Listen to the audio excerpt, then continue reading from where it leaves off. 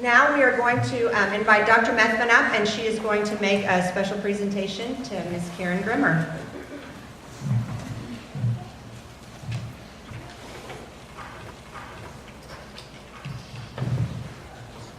Give me a second.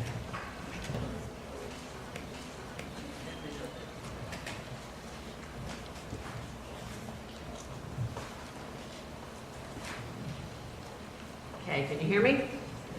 All right. Let's see if you know how I usually put my things on my scarf and then my scarf falls off before they can. Let's hope I can keep everything in place. I didn't know we were going to have a wardrobe malfunction involved in the talent show. I didn't get to make practice yesterday. We may be glad that I didn't. Might not allow all that to go on. We have talent, don't we? We actually do have some very, very good talent. It's been a little bit of a tough year for us here at Crowder College. We've lost a lot of parents. A lot of loved ones. And we here at the college lost someone very near and dear to us in the Crowder family. In times like this, sometimes it's appropriate to take a moment of silence. But I do not think Savoy Grimmer would want us to take a moment of silence. He would want us to focus on the good, and maybe take a moment of cheering all that good. If I ask you all to raise your hand, you don't have to, but if I ask you all to raise your hand on these things, I have no doubt each one of us could say, this is true. We have been personally greeted and cheered up by Savoy Grimmer. We have passed Savoy's office and seen every time a student in his chair in discussion and counsel with Savoy Grimmer. Some of us have been in that chair. I can't remember a day, can you, that you didn't see Savoy smile? Not a single day.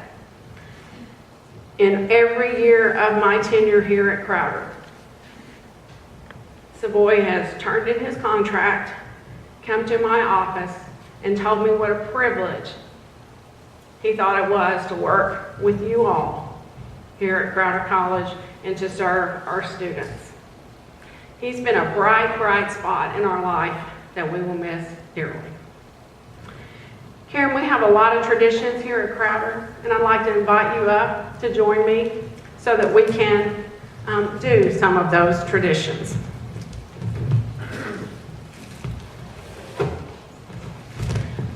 Often when we want to honor someone at Crowder, we have lots of brick plazas out in the quad. And Faculty Senate has purchased a brick in honor of Savoy. This one is yours, and we will place an identical brick out in the quad to remember Savoy by here on campus.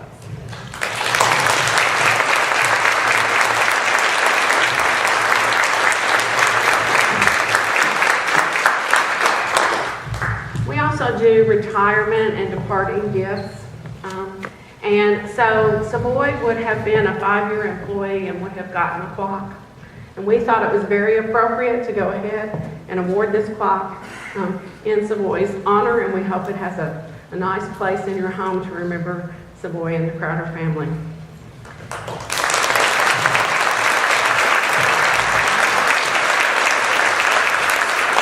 Friends, if you will, I said I didn't want to do a moment of silence. I want to do a moment of gratitude. Will you help me express our gratitude for having Savoy Grimmer in our lives?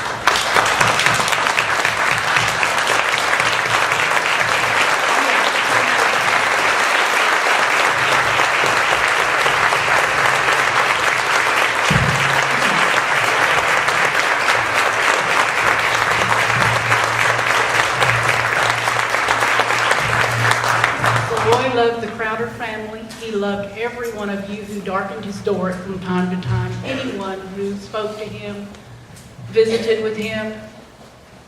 He came home in the evening and told me the stories. So I feel like I know a lot of him. He never wanted to leave Crowder. And so he gave his last effort to finish up the semester.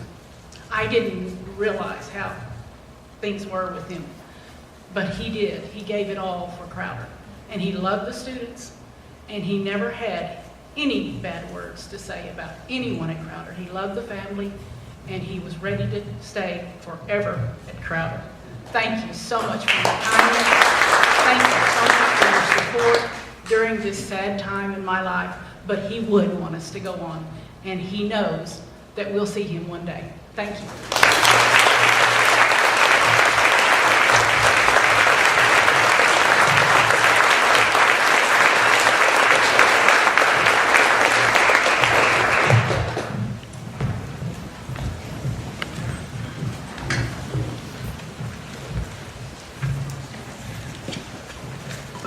Okay.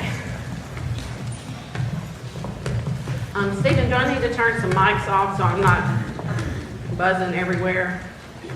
And I need to get my slides up.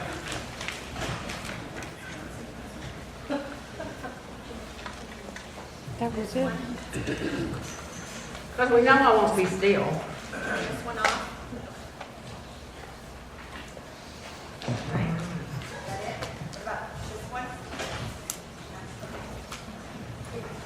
Okay, I want to do one more quick thing, a tradition that we started last year. You know, we'll hear more from Maggie a little bit later in the morning, but the Missouri Community College Association does a great deal to support us, and there are awards that they do for various folks across the state. We always celebrate those at the annual conference.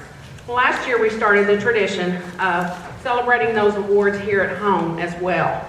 So last Friday I got to announce that the Joplin Chamber Foundation is receiving a Distinguished Business and Industry Partner Award from MCCA, and I got to announce that at the ribbon cutting for the center, so that was special. But we have another award this year as well, and I want to make that person aware, they might already be aware, that they're the recipient of this award. You might remember last year, Rose Ritter nearly killed me when I asked her to come down and be recognized as our Senior Service Award winner. She didn't like being in the spotlight. It is our tradition to honor the person who has the longest service to the institution with our Senior Service Award. And that recipient this year is Mr. Ron Cole.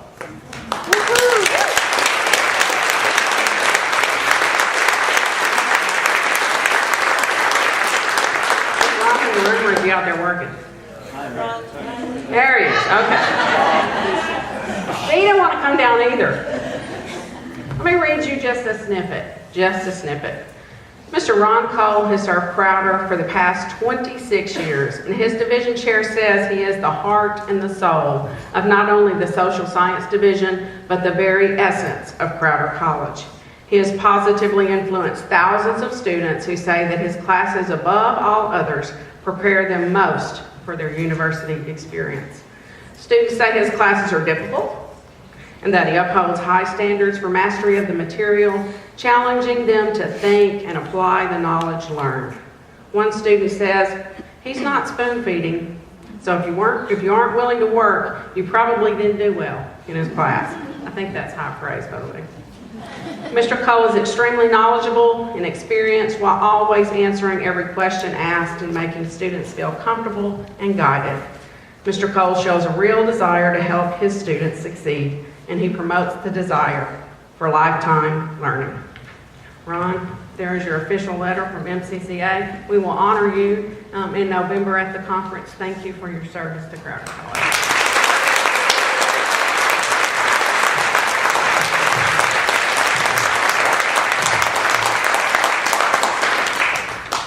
Let's do the time check here.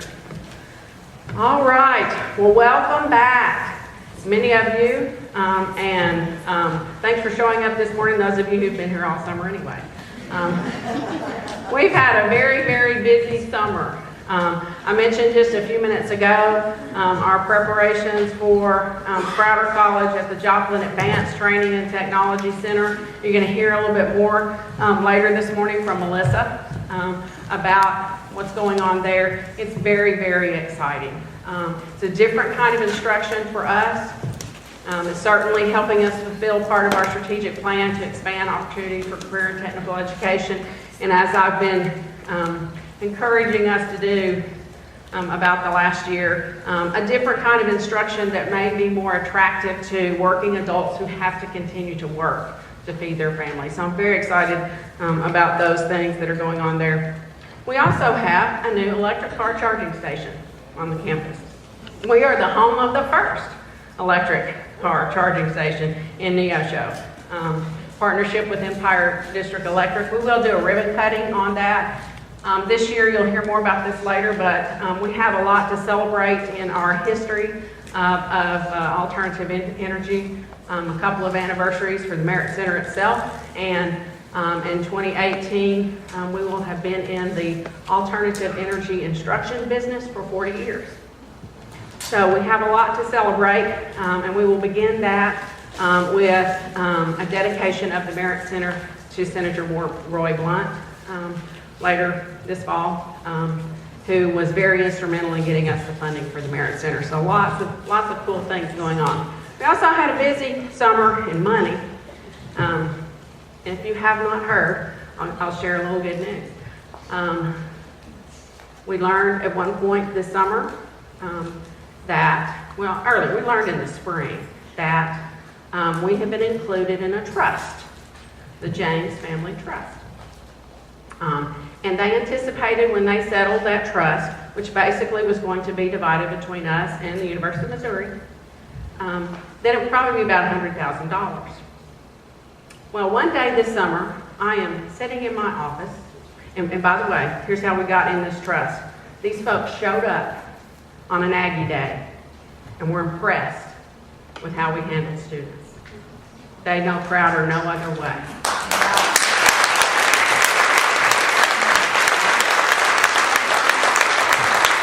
And this will be for ag scholarship, so we've got a lot of planning to do. So one day I'm sitting in my office and I hear this and my door flies open and Cindy Branscom's like this, and I'm like, Martha, call 911, where's the defibrillator, where's the paper bag? I literally thought she was going to die right there in my office before she told me what the problem was. And finally she handed me this piece of paper, and it was a check, and I counted zeros, and it was $1 million.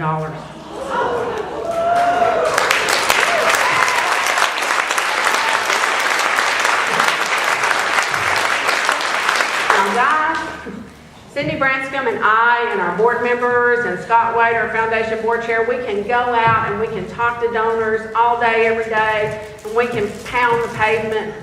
But that $1 million, and actually the previous time that we got $1 million gift, that was because someone came on campus unnoticed and admired your work and wanted to help you do it. That's a big deal. That's a big deal.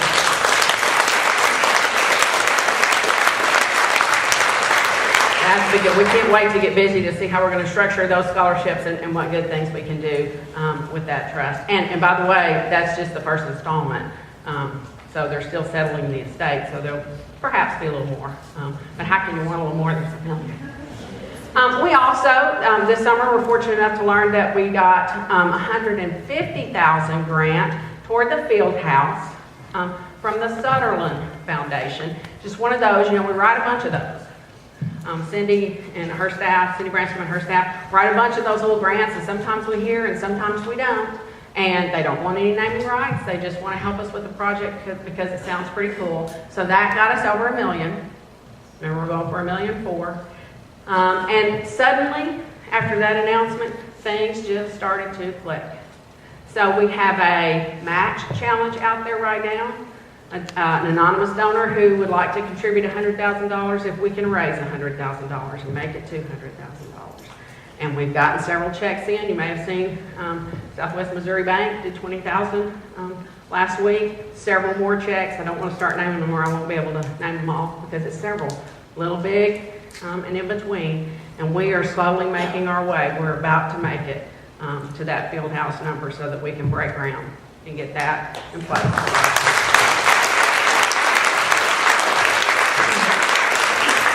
So that's a pretty good thing to have going on in the summer. Pretty neat. Besides all the Upper Bound students and Talent Search students, and when the soccer players came back and all campers came back, it's been a fun summer. But some of these things really added to our excitement.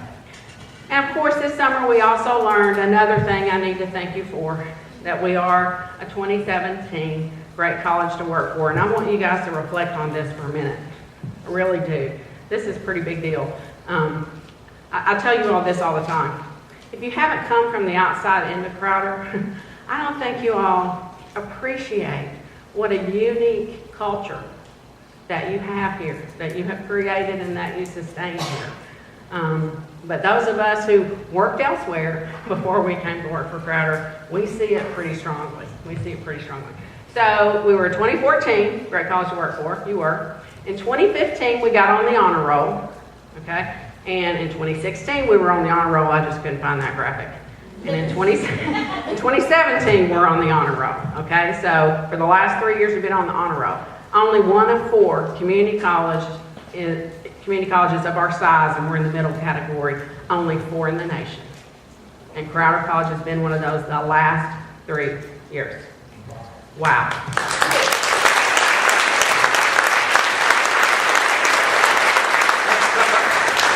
I'm looking for my light on there, that's okay. You see the categories up there, and I tell you, all of them mean a lot to me, but job satisfaction and respect and appreciation mean the most to me. And that is what you all create for one another, and that is what you create for our students. And thank you.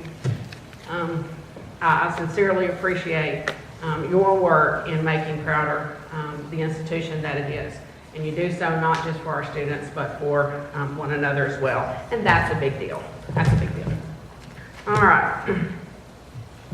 A few things coming up. We will have forums this fall, and those are set, and you'll see them out in Michelle's professional development schedule. So those are set. Again, we'll try to hit every campus that we have, okay? And as always, it'll have a particular topic and do a general update and also be a particular topic. But Amy, Lynn, and Tiffany and I were talking a couple weeks ago. We want to add something else to the forum menu. We want to add in some listening schedules, some listening sessions. At forums, trying to get done in that 50 minutes, which y'all know I rarely do get done in that 50 minutes. We don't end up with enough time for interaction. And I want you to remember that it was all of that wonderful interaction and those continued conversation sessions that we did that got us our strategic plan that is doing so much to move us forward. I'll say to you again, no one of us, not your board, not your administrative team, no single one of us is as smart as all of us. And those conversations are important. So as we looked at some of our data and some of our survey information, we have a few questions that we want to dig more into. And so we're going to add to the selection this fall and this spring some listening sessions. And we really will listen. We'll shut up. We won't talk. We'll ask you to talk. So I'm looking forward to those. We also are piloting this year our All Crowder Professional Development Day. Now, all staff days are so much fun, right? This is so much fun and such a great Crowder tradition. But it is not a day that can be all. It's not possible. We can't close campuses, shut down admissions, stop testing students. We can't do all of that to be together at the beginning of a semester, okay? And so while this is a very important part of our getting the year off to a good start, the semester off to a good start, we truly want to, particularly in this time when professional development travel money is so tight, we want to make sure that we have a time where we can truly everybody. Please don't come ask me, but I'm just a so-and-so. Do you really mean me too? I mean, if you work for Crowder, I mean you. It's a day for all of us, and I'm really, really looking forward to this day. Let me tell you just a little bit about it. It's going to be September 29th. All offices and functions of the college will close at noon. Okay? Now, off-campus sites may have to close a little bit earlier than that to get here, because we will start at noon. We will provide lunch. It's going to be a little bit of a lunch on the go, more about that later, but you will have a lunch opportunity. From that 12:15 slot to the 1 o'clock slot, there's going to be a menu of things for you to choose from, so you'll grab your lunch and go to one of those breakout sessions. Dr. Cothorpe, what time is lunch and learn? There's going to be lunch and learn that day too. Do we know what time it's going to start? He told me it still starts at 11:45. Yeah, I think lunch and learn is going to start at its regular time, okay? But it will be in that slot as well and go until 1 o'clock. And breakout sessions that I hope we've been working really, really hard to try to get a menu of things that everybody can be excited about and pick one where you can learn something that is valuable to you. I'll go ahead and do another plug. MCCA is providing one of those breakout sessions that I'm really excited about. Really excited. So Maggie will be back with us on that day as well. And then we'll have a plenary session, all-together session, 1:15 to 3:30 that day. Okay? And then we're going to have a little social hour after. It's optional. And it won't be the iced tea bar, or at least not the adult version of the iced tea bar, but we'll have a little social time together on that. That'll be the day. That's our drop dead day for the staff directories. And we will have for you, ta-da, the revised and reformatted employee handbook. You might even this version of the employee handbook, you might even could actually find what you're looking for in it. I'm so excited. I'm so excited. I'm not kidding. We've got a group of folks working so hard on policy, and so thank you, Michelle, for that leadership. We're excited about that. And then again, the plenary session. Now, we'll do a couple other things in that plenary session, but we're going to be joined by Dr. Mark Taylor, and I think some of you have heard Dr. Taylor speak before. He's a nationally known speaker. He's just kind of close in our vicinity, so a little bit easier to get. And his presentation is going to be on understanding and teaching today's learners. And again, I want to say to you, if you think, well, I don't teach, yes, you do. And his presentation is designed for not just faculty, it is designed for every one of us who interacts with students in any way. And you know, every time you, as Crowder, interact with a student, you're teaching. We teach as much outside of the classroom as we teach in. And so I'm very, very excited about that, and he's awfully entertaining too. He's just a funny, funny guy and awfully entertaining. But we're going to have social hour too. Oh, I guess my music didn't come up, did it? We're going to have a social hour too, and here's what we're going to do. We're going to play Family Feud. We're going to play Crowder Family Feud. My music was on there. On the real thing, I have the music. It's okay. All right, so it's going to be Crowder Family Feud for service. I've been trying to figure out a way we could get some service put into the day. And this was a way to sort of combine the social hour and the service for us here. So we're going to be looking for, and I'll send an email so you'll know when to send it to me. We're going to be looking for Crowder families, okay, who want to play Family Feud. All right? So that family might be at campus. It might be a department. It might be one of the associations. It might be who offices together down the hallway. I don't care how you form your Crowder families, okay? But we'll be looking for Crowder families, and we will duke it out. And each family will be asked to choose a cause to play for. And I encourage families to commit at least 5 hours of service to that cause. It's not mandatory, and the winner of the tournament wins an additional 10 hours of service to their cause from the Crowder administrative team.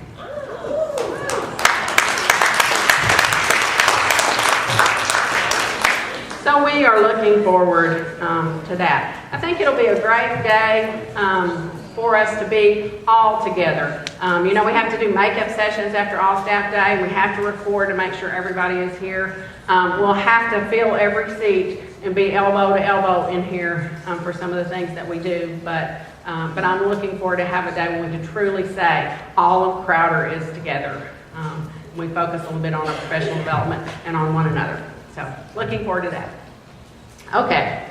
Well, this summer, at the July board meeting, I gave the Board of Trustees sort of an annual report on where we are in the strategic plan. If you'll recall, it was last July 16, that they approved the strategic plan. And so July 17 marked our first full year of working under the plan. And when I sat down with our steering team chairs, with the administrative group, with College Council, and we started listing all of the things that we accomplished in year one, it's incredible. It's absolutely incredible. So it took me, you'll not be surprised, it took me 2 hours to give that report to the board. I can't do 2 hours right now. Okay, thank God, right? Can't do 2 hours right now. But what I am going to try to do is to hit the highlights of some of those things, maybe some of those lesser known things that are going on. And I will provide you all with a copy of a little sort of executive summary that I gave the board that bullet lists all of these things that we have accomplished. And make that available to you if you want to go more in depth into all of our accomplishments. But it's been an incredible, incredible year. Now, if you'll remember, we have a strategic plan that was in 3 parts. So we have those big strategic directions. Ought to test you. I should have brought prizes and test you. Balancing the institutional access and student success missions. Advancing Crowder's image as a quality, affordable institution in this area, as the most quality and affordable institution in the area. Strengthening our fiscal position. Y'all remember that one. And expanding student opportunities for personal and academic growth. So you just stop and reflect for a few minutes, because you're going to come up with things that didn't even make the bullet list because we didn't know about them. Of all the things that we focused in on in 16 and 17 that got those accomplished. So we have some hard strategies that we're working under each one of those strategic directions. And we have steering teams working on those strategies. And we have measurements so that we can see how we're doing under each one of those. And then we have the ways in which focusing on those 4 directions is permeating our work every day. In our offices, in our classrooms, on our campuses, in our departments, when we're out in the community. And I may be most blown away by all of those as I am the official things that we have been working on. So I'm going to flip through this, guys, pretty fast. And I may stand a little bit more over here so I can remember how I have this condensed. I'm going to flip through these pretty fast. Under balancing the institutional access and student success mission, remember that one of the things that we said we were going to do is develop a coordinated enrollment management plan. And here's the thing about a coordinated enrollment management plan. It's not just about admissions and recruitment. It's all about getting students to and through the pipeline. So coordinated enrollment management is first contact with the student till we shake their hand when they come across the stage. Okay? And we had a great deal of baseline work to do, and we have done a ton of baseline work to do. A new group has emerged out of this work. They're calling themselves the RPM group, is that right? Recruitment, Public Information, and Marketing Group is meeting very, very regularly. And we've just done a great deal of coordination and baseline data gathering. So that's what I would say about that particular initiative. We've coordinated and we've quantified a lot. But what we haven't done yet that we need to do is set enrollment targets and measures. We've set some retention and some graduation and some persistence targets and measures. We know that's pretty strong. We don't want to forget this is about balancing access and student success. And so I think where we are in our work there is that we need to focus a little bit on some of those same things on the enrollment side. And we have so much work that has been done, it's incredible.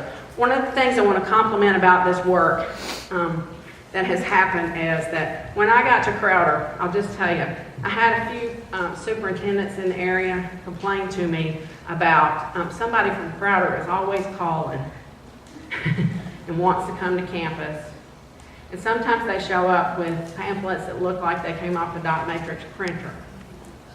We have done so much work the last couple of years in coordinating those things so that when one of us shows up, at a high school or a job fair or whatever, Crowder shows up.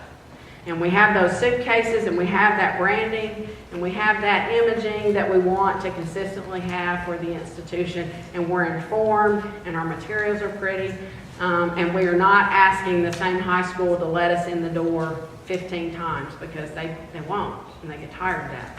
Okay? So thank you for all that coordination. That is just a really, really huge deal to me.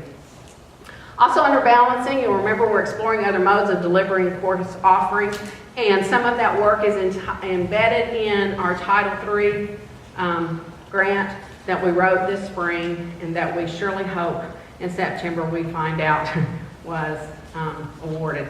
If it is awarded, we will immediately come out with a couple professional development sessions to let you know exactly everything that's in that grant. But if you just like to read the executive summary, all you have to do is send Cindy Branscombe, one of the VPs, or me an email, and we'll send you sort of the executive summary of our new Title III grant. It would be really helpful money to us, so I hope we can get that. But again, under more modes of delivering course offerings, more research, more discussion, and more planning needs to happen on that one. Expanding academic cohorts, almost the same story. We did implement a new AQUIP project completely around this. Dr. Morris is leading us in that work, and I want you to notice our buzzwords in there: persistence, retention, and completion. We're doing these things because we want to improve persistence, getting students through their coursework to the end of the semester, okay? Retention, getting them to enroll the next semester. Completion, of course, we want to get them to their credential. Okay. We included the cohort model in our pending Title III again, and a lot of research going on there. But again, it's a place where we need to do more discussion and planning. As I said before, one of the things I'm most excited about is all of the connected work. If you attended many of the sessions, and a lot of you did, where we did all the talking sessions and the discussion sessions and the data sessions to decide what our focus was going to be on the strategic plan. You'll remember that one of the things I kept saying was, I really believe, I've worked under a lot of strategic plans that didn't do squat for the institution I was working for, and that's just true. It's a pretty little book that sat on a shelf somewhere. And I said to y'all over and over again, these things don't work unless they're in your head, unless you know where it is we're trying to get, and you think about it every day. And it's not just the big strategies, but it permeates our everyday work. And I have to tell you, I worried about that more than anything about the strategic plan. These strategies are going to get completed, or we're going to say, whoops, that was a bad idea, that's not going to work. We'll do those, okay? But it's that permeating our everyday work that I worried about. Well, you guys blew me out of the water. And so I can't even begin to go over all of the things we came up with that were accomplished in 16 and 17 that were truly focused on one or more of our strategic directions. So if you look at some of those things, one of the things I'm most proud of is some folks stepping up and taking responsibility. Talk about coordinated enrollment management, okay? So we would have divisions or departments say, what? You have down on the chart that I had 5 graduates? No, I had 20. Well, but 5 filled out an application, and 5 got their piece of paper before they left us. But wait, we had 20. That makes us look bad. Yeah, it does. Well, that's all division chairs and program directors needed to know. They have taken full charge of making sure that those students get that process done, get that application process to graduation done, figure out what those last few classes are, and get in them in that last semester. They really stepped up to take responsibility for that. We couple that with the work that we did on the finance side of the house to get rid of the graduation fee, and we're making a huge difference in graduates. I'll just go ahead and tell you. I was going to tell you at the end, but I'll tell you right now. Your increase in graduates over 15, 16 to 16, 17 is also almost going to be another 10% increase. So that tells me a lot of what we're doing is working. A lot of what you're doing is working. We were 919 last year, and remember, we're still counting. We give those summer students plenty of time to get those last courses in. We're still counting, and we're already right at 1,000 right now. So almost another 10% increase. So that's some very, very exciting things. A lot of policy changes that we've done that have decreased confusion, help students understand from the outset what their responsibilities are. Take something like the cost calculator. Where's Mickey? That's huge. That is huge.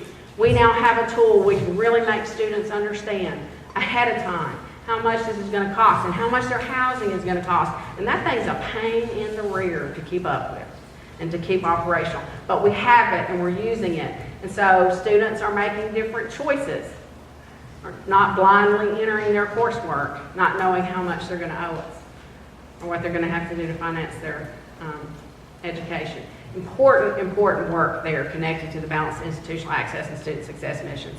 So I think it has permeated our everyday work, and I'm very, very proud of that. Now here's the thing about the data on balancing. You know, we keep up with our retention rates, our intermediate retention rates, which is fall the next fall, our 3-year degree completion rates, student success rates. We keep up with those on the dashboard. But that gives us a number, right? It doesn't tell us how well we do compared to our peers. Because we do teach, you know, a population that's a little bit difficult to help get through. So while we see some slight increases here, I want you to remember in all these numbers, and again, I'll send this to you. I know the screen is small. While we're seeing some slight increases in some of these numbers, please remember that a lot of these changes we put into place last year, I think, where we're going to see the real big jumps is the next set of numbers, the next time we can update these numbers here. But we do use the National Community College Benchmark Project to see how we are doing. And we set a goal for ourselves to try to be in the top third of Missouri community colleges. And we are not in the top third on fall to spring persistence, but we are in the top third on fall to fall persistence. But again, that fall 16 report, I know you can't see it, but that is based on students in fall 14. Okay, that report is pretty far behind us. So none of these things that we just talked about were in place. Okay, so again, I think we can count on the next time we get National Community College benchmark numbers this year, and particularly the year after that, that I expect to see a lot of improvement in that based on you guys and all your work. Same thing on student success, completing 24 hours in a semester. We want to have a year-to-year increase, and we did not have a year-to-year increase. And improving graduation and retention rates, we are really far off being in the top third. We're really far off. But again, if we take all of these things, this is based on the last report on this one would be fall 12. Did fall 12 students graduate in 3 years? None of these things we've been talking about were in place. So we should see some great improvement as we move forward on those things.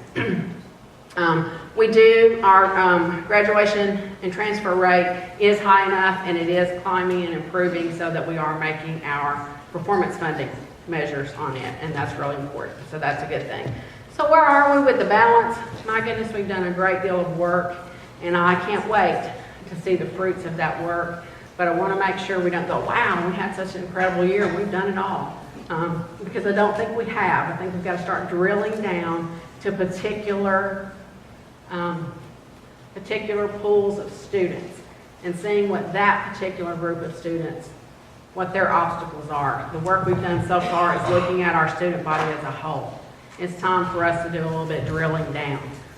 What are the obstacles for students who have financial risks? What are the options for working adults? What are the obstacles for, I think that's where we are, but a great year on balance.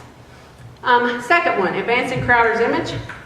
Identity in the area as the best choice for quality, affordable education. And again, my goodness, we've just done so much work here.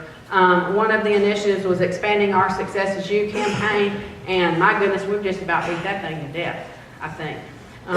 One of the coolest things I think we did on the Our Success Is You campaign is we sent posters to 45 high schools.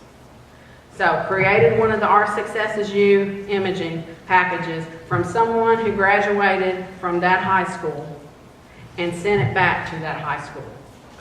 Or sent it to that high school because there was a teacher there who was a Crowder graduate.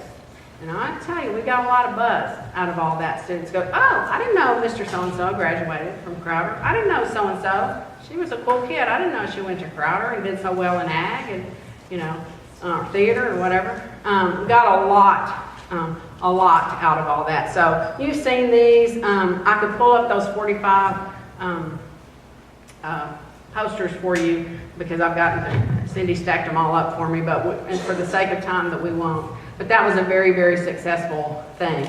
So where we are is that we think, that team thinks it's time to move on to a little bit of a new emphasis for us. That we've done a great deal with the Our Success Is You campaign, and it's time maybe to retire that initiative and come up with a new one. So that's pretty exciting stuff. Second one was developing and implementing an annual marketing plan that aligns with the enrollment management plan. And again, that's sort of in the same place that the coordinated enrollment management plan is. We need some targets. I want to tell you what I think some of those targets ought to be, and you probably figured it out. But we've done a great deal of tracking over the kind of media that we're using. I'll show you some of that. So we've coordinated and quantified a lot. But again, those enrollment targets and measuring whether we're going to be successful or not are really, really important. So we've done some things, for instance, like we did a Facebook campaign for the Joplin Advanced Training and Technology Center and tracked those numbers, and they blew us out of the water. I can't believe it. I can't believe how many people see those things, and it's relatively inexpensive. Our social media usage, we have just improved that 100-fold in the last year. Just improved it significantly. Very, very proud of that. Keeping up with where we're getting free media. Lots of good news coverage for us this year. That's been exciting. Another initiative was expand, personalize, and publicize academic awards, scholarships, student success, in other words. And again, just so much work that all of you did. But one of the things I got the most excited about was that we are now doing not just a couple and not just on the Neosho campus, but we are doing it all of our area schools that have tech centers, tech signings, so that when students, there's a group of them, I think that was at Scott Tech, when we have a group of students who are coming out of a tech center and they're going to come to Crowder College, we do a signing just like they're an athlete. And parents get excited, and students get excited, and school district officials get excited. And Eddie started that, about 3 years ago? About 3 years ago, and we just expanded it and expanded it. And it is helping change the attitude about pursuing technical education as your career. It's creating excitement for families about those choices. But I just want you to take a look at our imaging. There's some of our successful students, business students, who did great. They did great. We got a lot of successful students. That was we did a lot of cool imaging and a Snapchat thing, which I don't even understand what I'm talking about. I can barely tweet. I'm not Snapchatting yet. For graduation, again, putting those outstanding students out there. We said we need to do more of that. Well, guys, we did a lot of that this year. We did a lot of it. So, again, expanding those things, we continue to improve our imaging. Do you agree? Our imaging is fantastic, has made great progress in the last 5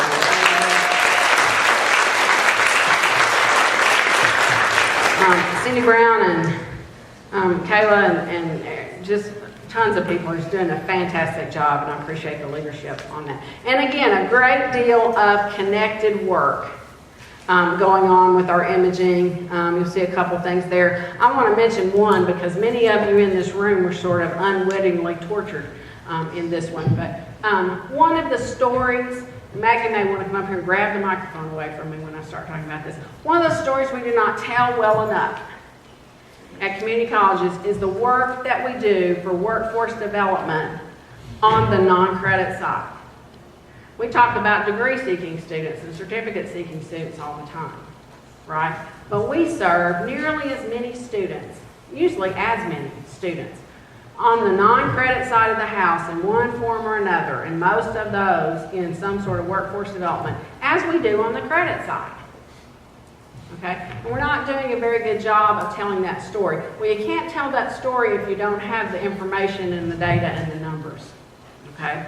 So we've got a statewide project going on to tell that story better, particularly when it comes to the kind of training that increases your economic position.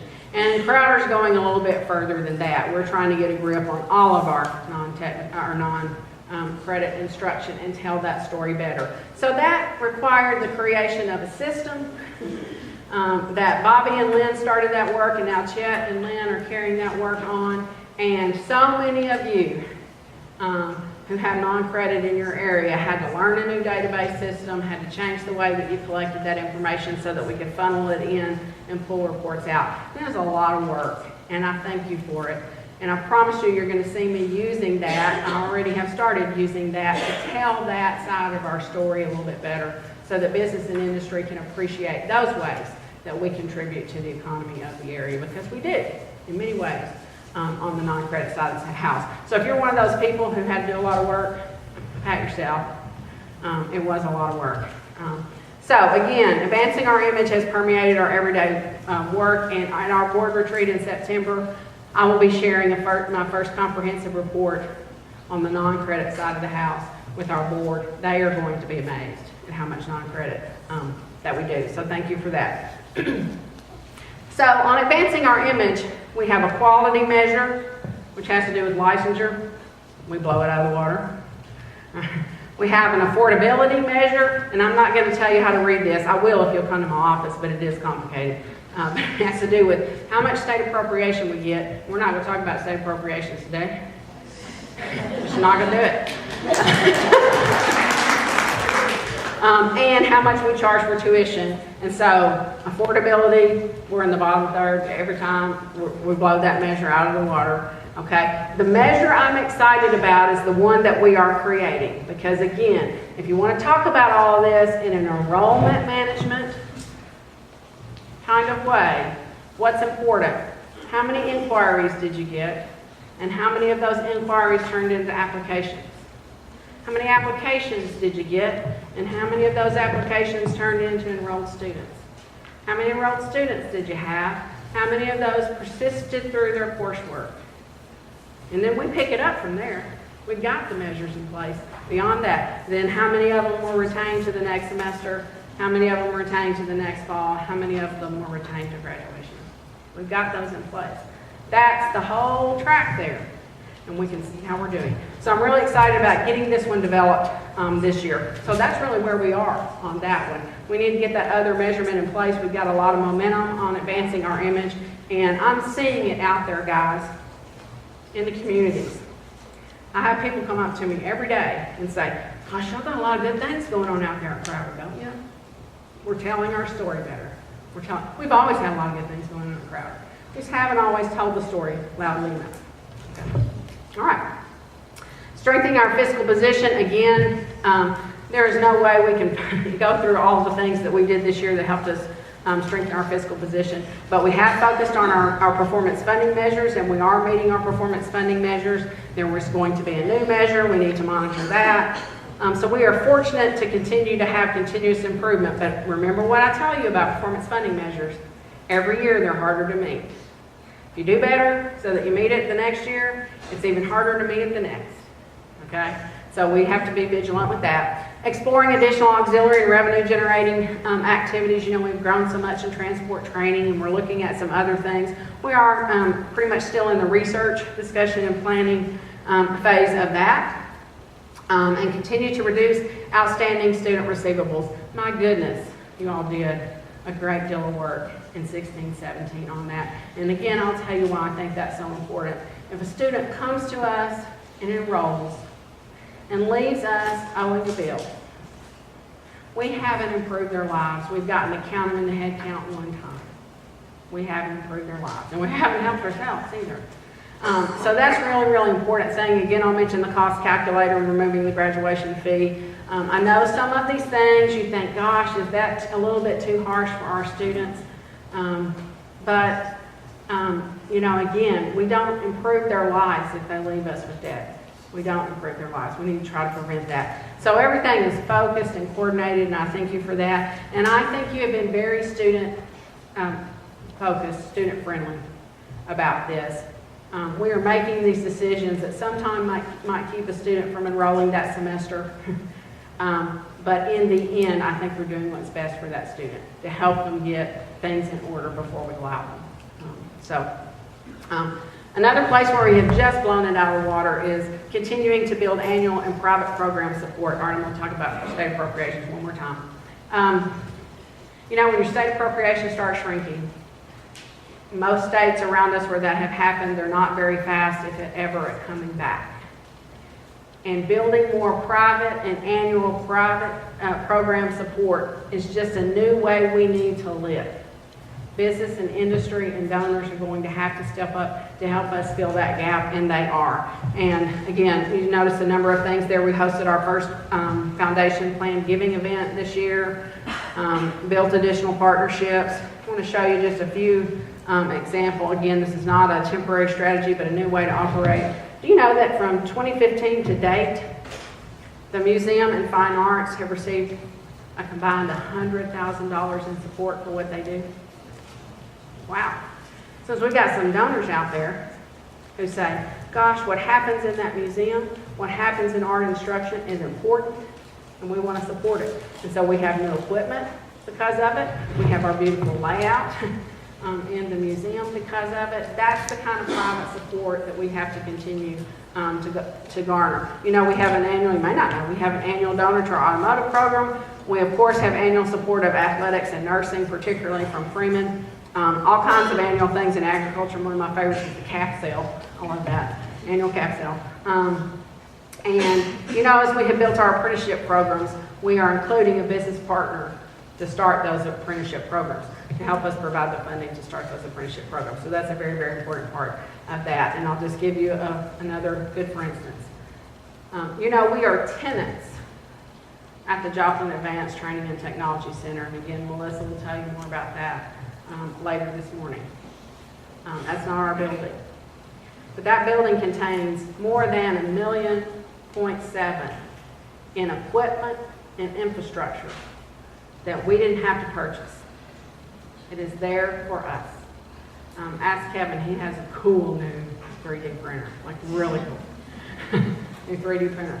Not a piece of Crowder equipment, but every Crowder student who comes to the Joplin Advanced Training Technology Center gets to use that equipment. Now, we are paying rent, but that's an investment in us. We could not be expanding in these 4 programs without that kind of investment. And that's besides the building, you know, purchasing the building. So again, just so much going on there. A lot of other connected work. And I guess what I would say to you more than anything about the connected work to strengthen our fiscal position is thank you. We ask you to monitor your revenue, monitor your expenses closely all the time, and you are doing it, and we appreciate that. So it has permeated our day-to-day work. So what's our measure? Remember, our 16-17 goal was we need to get our reserves back to 15%. Okay? And they should never drop below 15% because that's a good place from which to operate. Having 15% of your operating budget on hand is a very good place to be. And while we weren't there in July and August, we have been there every month since, including June. Okay, and June is usually one of those low months. So we didn't make it at 15% every month, but we averaged more than 15%. Amy, do you remember what it was? What was it? 16% is what our average was. So while we didn't make our benchmark, I just have to tell you again, wow, and thank you for that work. If you looked at the chart that showed where we were 3 years ago, you'd really go, wow, okay? So that's important work, and I thank you for it. We will continue to be vigilant and not talk about money anymore today. All right. Final one, expanding student opportunities for personal and academic growth. Again, just a great deal of momentum on this one, but there are some challenges in this one that are a little bit unique. So under the initiative to expand mental health, physical health, and wellness services for the student body, My goodness, the list is long. We did a whole lot of that kind of thing last year with the BIT team and Crowder Cares and Maxient, which is the software that helps us run that. The addition of the counseling position, you see there the Crowder Cares page. We've done a great deal of work there. We've got some synergy on mental health, physical health, and wellness services for our student body. A great deal accomplished. Those groups are going to have to set new targets. They're doing so well. You're going to hear a little bit later about another edition, an upcoming Wellness Week, which I'm excited about. So we're blowing it out of the water there. Second initiative provides student opportunities for personal and academic growth through high-impact educational experiences. And we've done a lot here, but I want to tell you something particular about that one. When that came forward as something to get on the strategic plan, I said to the group that was working that day, well, you know, we do that really, really well. What you're supposed to do with a strategic plan is to continue to develop new things that you can do well. And I was a little bit negative about putting this on the thing. And you all told me very quickly, well, we may be good at it, but we want to be better. And it's very important. It should be in a strategic plan. And I said, yes, ma'am. Yes, sir. And it is, and it's important. It's what you all focus on so much. So we've done several things in this area. The thing about high impact educational experiences is they're difficult to define, and you all have set yourself a high mark to hit. So I know you all have probably seen this chart of high impact educational experiences and how many of them that we do at this institution, and sharing how each of us can do more in our areas is something that we can continue to focus on. But it's a high mark to hit because you all already do that very, very well. Probably our biggest initiative, finding ways to expand career and technical education. You know how difficult that is because it's so resource heavy. But again, my goodness, look at what we have accomplished. Look at what we've accomplished. With the Advanced Training Technology Center and with what we're doing in apprenticeships, it's just pretty incredible. We've got a lot of momentum. We will always be challenged for resources to do more career and technical education, but we've got a lot of momentum going there. So again, later this morning you'll hear more about Joplin. I want to make sure you have a baseline understanding of our expansion into apprenticeships, because you're going to have people out there asking you about what is all this business about apprenticeships and Crowder. Okay? So an internship, you know what an internship is. Right? That's like we put somebody in a sort of a capstone class and they go out and work in the real field. And we have a lot of those, and they are expanding there too. That's another brag point. We're expanding that. Internships are a great way to get students real workplace experience. But apprenticeships are taking folks who are already working and increasing their skills without taking them away from their work. So if you remember, we started with Branco. Well, in November 15, we joined the Registered Apprenticeship College Consortium so we can learn how to do this stuff. And Branco mentored us because they had an apprenticeship program that they wanted us to take over. Okay? So we have construction apprenticeship students who work for Branco and then come off the job place and come spend time with us in the classroom to advance their skills. And in general, most of the time, apprenticeship programs are about 4 years. They're non-credit programs. Again, we're building up an employee and giving them skills on the non-credit side of the house, but we've been really smart. We built a way for those students, if they want to come do credit instruction, to bridge their apprenticeship over into credit and keep going, because that's what we should do, right? That's what we should do. So we have our first year under our belt of that one. This spring we got an Apprenticeship USA grant from the Department of Workforce Development, and that helped us develop our electrical apprenticeship with Bill's Electric, BEI out of Joplin, and we applied to be a registered apprenticeship partner with the Department of Labor. And this is hard to do, and it is a lot of work to get that done, and a lot of organization and attention to detail to get that done. The advantage is that as we move forward with future apprenticeship programs, being an official Department of Labor sponsor will make our future apprenticeships easier, and we already have a third one in the works. So everybody, Pat, Kathy Collier, just to be honest with you, and Eddie and lots of people on the back, because in July we were approved. We were a Department of Labor apprenticeship college.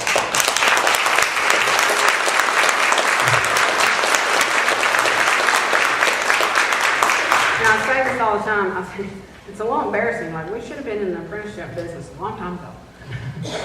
And I'm glad we're getting into it now. It's exciting stuff. Other connected work to expanding opportunities for personal and academic growth. I want to talk to you about, there are several here, okay? The thing about this one, it has historically permeated our everyday work.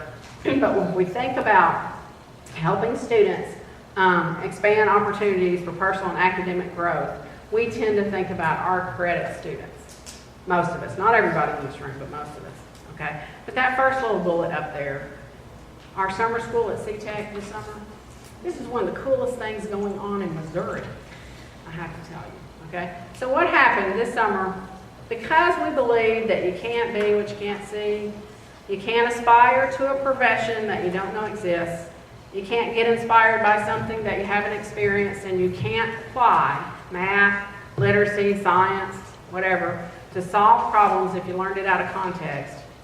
CTEC participated in our 5 sending schools summer school program this year for 6th through 8th graders. So those core faculty from the sending schools came out with the 6th through 8th graders and taught math and taught English and taught all those things, but they taught it in connection with instruction in career areas. We did 5. Whoops, I thought I had them up there. We did 5. Each student got to rotate through 4. So they were out here 4 weeks. So they learned their math and English in the context of construction and health sciences and criminal justice and alternative energy and automotive. Now, do we want all those kids to pick one of those 5 professions? No, we want those kids to start thinking about what's out there in the world to do and the educational path it'll take to get there. Because, do you agree with me? The hardest student we have to retain, and the student who leaves with the most debt, is the student who shows up and says, well, I don't know what I want to do, so I guess I'll just do my basics. I'll figure it out.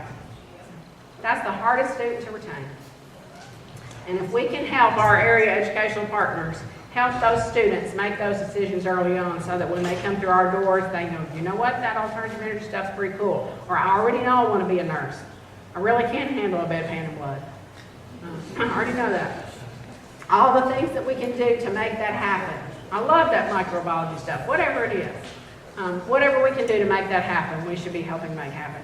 That is a really innovative program. And you have never seen so many junior high parents tweeting about something other than athletics in your life. It was great. It was great. So we're doing a lot there. Okay. On expanding our data targets. Michelle, this may be your water, but I'm going to have some. Yes. Can I borrow it?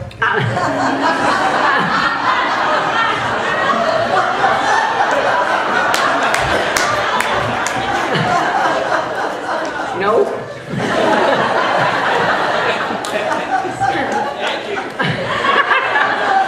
On expanding opportunities for personal and academic growth, we really had to think what our data and our target could be. And smartly, your strategic planning data team came up with, well, you know, every other year we do the student satisfaction inventory. And it is a pretty comprehensive measure of what students think about what we do. And it breaks it down in every way you can think of it. So what if we set the target that we want to be better than the national average? You might have finished. We want to be better than the national average. And we want to improve. Sorry, guys. And we want to improve each time we give it. Well, the chart that you see right there has Crowder College's 2017. We gave it this spring. Our 2017 satisfaction is a scale of 7. student satisfaction inventory ratings on all of our areas, and you see beside it the national average, and you see that we exceed the national average by at least about a half a point in every single area. So that's good, okay? We're meeting that target. We also want to make sure that we are improving year over year. So in this chart, you see what we scored in 15. Excuse me. This is another chart that shows you that we have been exceeding the national average for a long time. We did in 15 and we did in 12.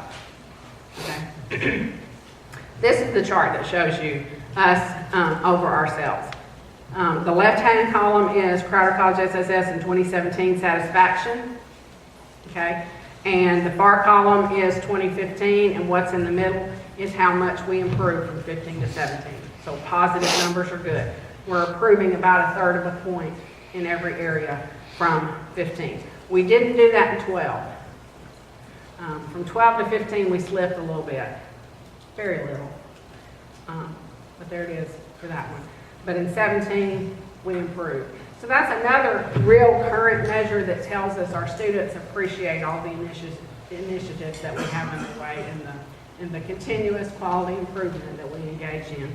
We are making their educational lives better. So where are we on expand student opportunities for personal and academic growth? Well, I can't tell you to stop doing it because you're not going to, okay? It is what you excel in.